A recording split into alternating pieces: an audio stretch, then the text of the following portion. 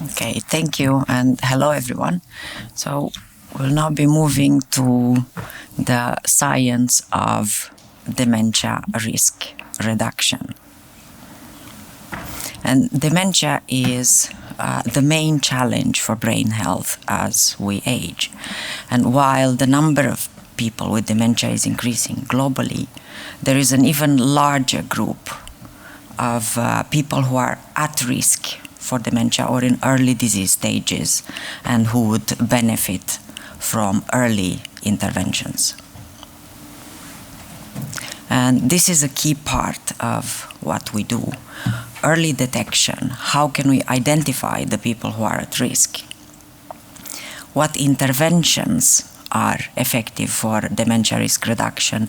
And most importantly, how can we do precision medicine? How can we get the right interventions to the right people at the right time?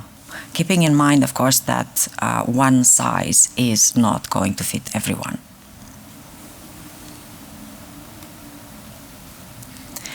Clinical trials are now targeting earlier stages of the disease continuum. And we talk about the disease continuum because it can take a long time, sometimes up to decades, before someone develops dementia. How long is a very individual thing, but it does take time from when the brain pathology first starts to develop until the first memory or other cognitive symptoms appear, and only later dementia. And this gives us a very broad window of opportunity for dementia risk reduction, because dementia risk is not just genetics, not just age and genetics. We also have many modifiable risk factors. And this is one of the more recent estimates of the dementia prevention potential based on 14 modifiable risk factors. The list is not complete. There are even more modifiable risk factors. So it is a very, very good room for risk reduction. And some of these risk factors also increase the risk of cardiovascular diseases, diabetes, or stroke. Others are more specific to dementia diseases. And this long list of risk factors is why we do multifactorial disease and risk prediction and detection. So we combine different risk factors and biomarkers to define different at-risk groups.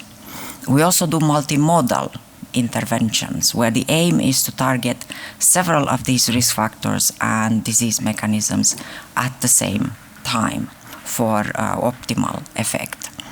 And we also assess what the benefit from different interventions is in different at-risk groups. This is one example of a multimodal intervention. It is a lifestyle-based intervention. FINGER, or the Finnish Geriatric Intervention Study to Prevent Cognitive Impairment and Disability, was one of the first. It was the first trial to show that we can reduce the risk of cognitive decline through a lifestyle intervention. And this multimodal intervention combines several lifestyle domains that you see here. So healthy, balanced diet, exercise, cognitive training, social activities, and monitoring and management of vascular and metabolic risk factors. This is what the FINGER model looks like in the context of precision prevention. So we started with the general population because we wanted to start early before people develop substantial impairment. And we identified the people who had increased risk of dementia, and to do this we used a validated risk estimation tool developed by our team. And then the people were randomly assigned to either regular healthy lifestyle advice or the finger multimodal lifestyle intervention. And after 2 years, we found cognitive benefits.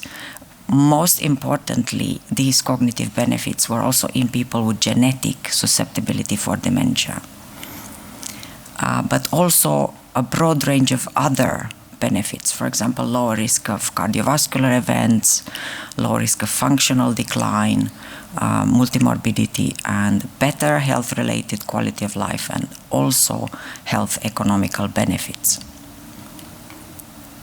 This is what we are doing now. We are monitoring the longer-term effect of the intervention.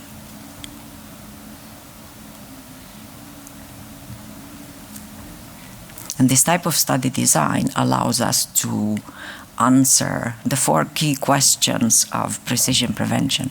Why does the intervention work? What are the biological mechanisms? And we investigate this using different biomarkers, for example, different types of neuroimaging, blood biomarkers.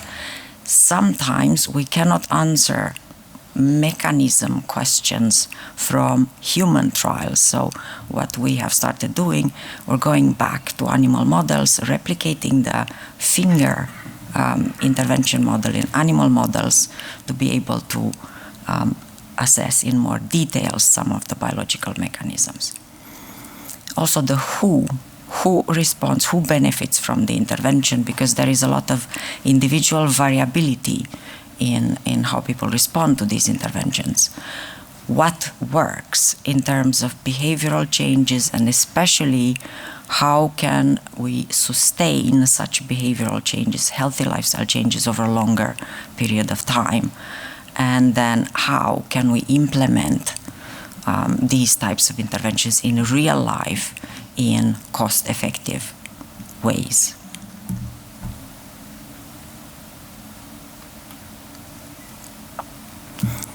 The finger intervention model worked very well in a Finnish study, but how about the rest of the world? Dementia is a global problem.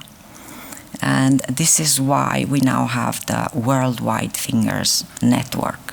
This is the first global network of multimodal dementia prevention trials.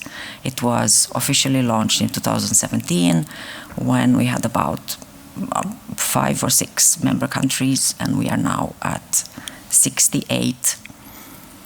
And what this network is doing is adapting and optimizing and testing the finger model in a broad variety of populations and settings.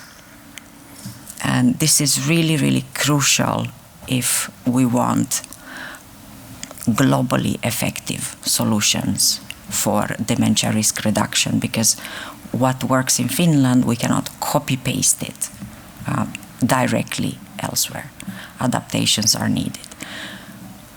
And this network also is collecting a very rich biorepository, so looking at various biomarkers, and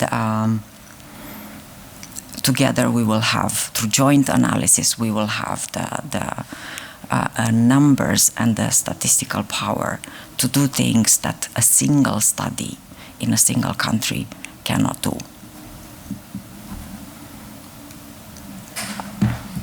So where are we going next? Some of the next steps involve, for example, this is something we are already doing, enhancing the original finger model.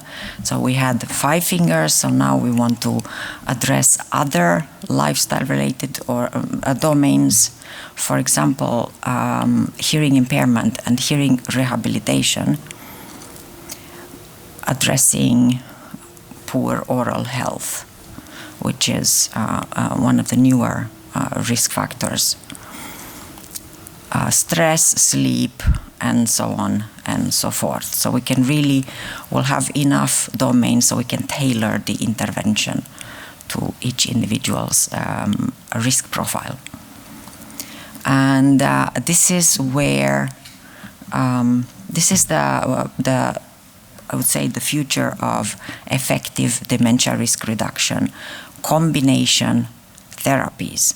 Combination therapies are well established, for example, in oncology, in HIV treatment, in cardiovascular diseases, but for some reason they are only starting now to be considered for dementia diseases. And with the most recent promising drug developments, you can see here one example of how we could do combination therapies. This is something we are already doing in the Worldwide Fingers and in Finland, combining the finger intervention with a repurposed potential disease-modifying drug in a Finger 2.0 updated model.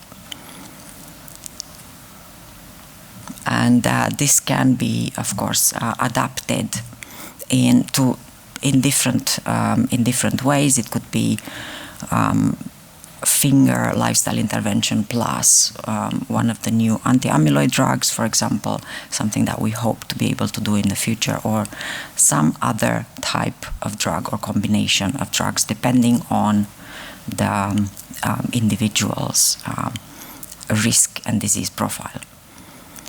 And this is where we're going in the future. Precision medicine and optimizing brain health is how I think we can best address the global problem of increasing dementia prevalence. Thank you.